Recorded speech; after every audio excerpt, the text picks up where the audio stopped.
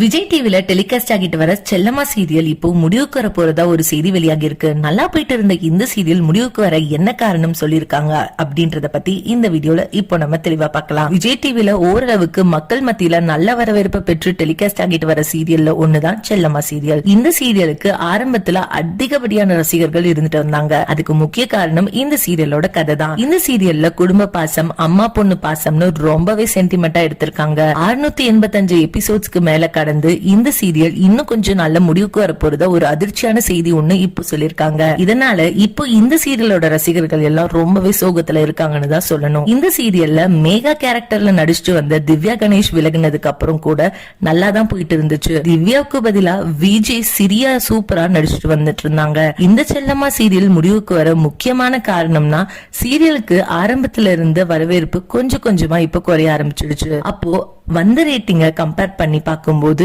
இப்போ ரொம்பவே சுமாரான ரேட்டிங்ஸ் தான் இந்த சீரியலுக்கு கிடைச்சிட்டு வருது. அது மட்டும் இல்லாம கதையில இப்போ சுவாரஸ்யம் ரொம்பவே கம்மியா இருக்கனால ரசிகர்களும் இந்த சீரியலுக்கு பெருசா ஆர்வம் காட்ட மாட்டாங்க. இந்த ஒரு காரணத்துக்காகவும் அடுத்தடுத்து சில புது சீரியல் வரப்போறதுனாலையும் வேற வழி இல்லாம இந்த செல்லம்மா சீரியலை முடிவுக்கு கொண்டு வர போறதா முடிவு பண்ணிருக்காங்களாம். இந்த சீரியலுக்கு ரீப்ளேஸ்மெண்டா கண்மணி அன்புடன் அப்படின்ற ஒரு புது சீரியலை லான்ச் பண்ண அதிகமான வாய்ப்பு இருக்கிறதா சொல்லப்பட்டிருக்கு. சோ இந்த வீடியோவை பார்த்துட்டு இருக்கு நீங்க செல்லம்மா சீரியல் முடிவுக்கு வர போறத பத்தி நீங்க என்ன நினைக்கிறீங்கன்னு கீழே உள்ள கமெண்ட் செக்ஷன்ல ஷேர் பண்ணுங்க. மேலும் இது போன்ற பல இன்ட்ரெஸ்டிங்கான அப்டேட்ஸ் தெரிஞ்சுக்க நம்ம சேனலை மறக்காம சப்ஸ்கிரைப் பண்ணிக்கோங்க.